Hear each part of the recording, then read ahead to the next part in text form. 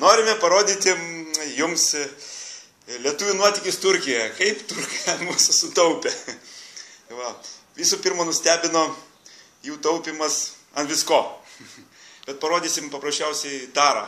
Kokia yra tara pas turkus. Va, nuo sunkesnio daikto parodėsim. Va, vandens buteliukas, ar ne?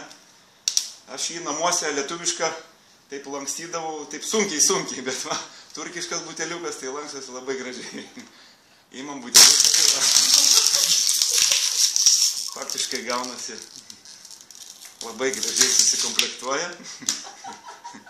Įmam kitą vandens stiklinaitę irgi. Šitą gal biškį kietesnį, bet pas mus parduotuvėse būna šnapso, ne 100 gramų pripilta. Pas vandenukas va yra supiltas irgi.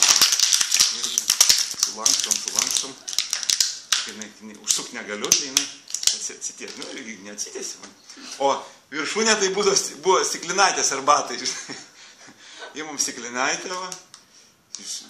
Tik galim už kraštų imti, nes jeigu imsi taip, tai jinai subrauš visą. Va. Tokie dalykai darosi. Pas mus, iš mūsų vienos stiklinaitės jie turbūt 3 padarytų. Arba tai va įmame. Pirščiukų stiprių labai nereikia. Va, ne vienas dar pastebėjo, kad imant vieną šakutę pasiima 2 arba 3 iš karto atsinešus. Tikrai atrodo vieną šakutę. Vieną. 2 ir 3. Ir negana to, lietuviai nebūtų lietuviai, ypač iš Kėdainių krašto, kad jie nepasidarytų savo agurkų. Turkijai. Va.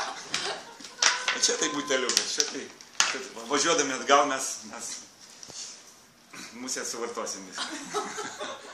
Ačiū.